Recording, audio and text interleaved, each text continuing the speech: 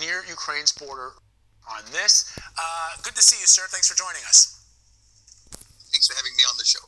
So Russia has had thousands of troops near Ukraine's border for weeks. In your opinion, why is the U.S. announcing this troop movement now? Well, it's important to say up front that these troops do not have a war-fighting function, as you pointed out.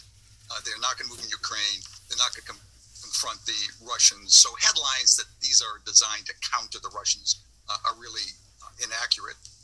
The purpose is twofold. One is to reassure our Eastern allies and also to signal to the Russians that the United States is serious in opposing their actions. Our Eastern allies are very nervous about the Russians. There's a lot of history there about Russian incursions and invasions. The movement of troops shows that in a crisis, the United States will send forces to reinforce them, and that gives them a reassurance. There's also a signaling to Russia that the United States takes its actions very seriously and opposes them. How effective that will be is unclear, since the numbers are small and they will be far from the likely areas of conflict. There's also a subtext in that the Biden administration is trying to signal that it's different from what Trump had done with NATO. Trump had been very transactional. What's in it for us? The administration has worked very hard to signal the allies that the United States is fully a member of NATO and believes in collective security.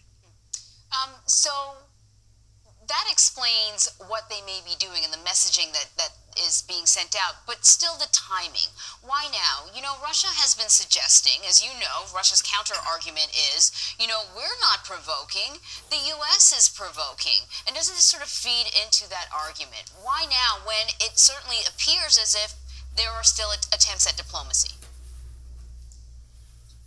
Well, diplomacy is certainly going on, but as the Russian buildup continues, and as those forces continue to be there, and Russia continues to use some very hostile language, I think the United States wanted to do something more. They had sent some weapons. They done some training with the Ukrainians, and this was a logical next step.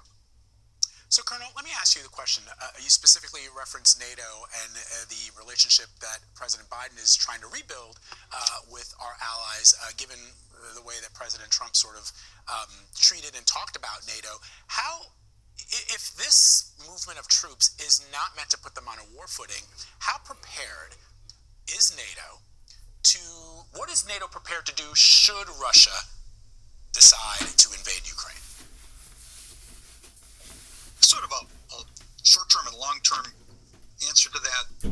In the short term, the administration has worked very hard to bring NATO together diplomatically, so NATO members have expressed their opposition to Russian actions. But in terms of what they've actually done, it's been very weak. A few countries have sent some trainers or some equipment. The Germans have opted to appease the Russians because they need Russian energy supplies. So in the short term, it's not very encouraging. Longer term, I think that NATO countries will recognize that Russia is a revanchist country, that is, that it is interested in expanding, that it's hostile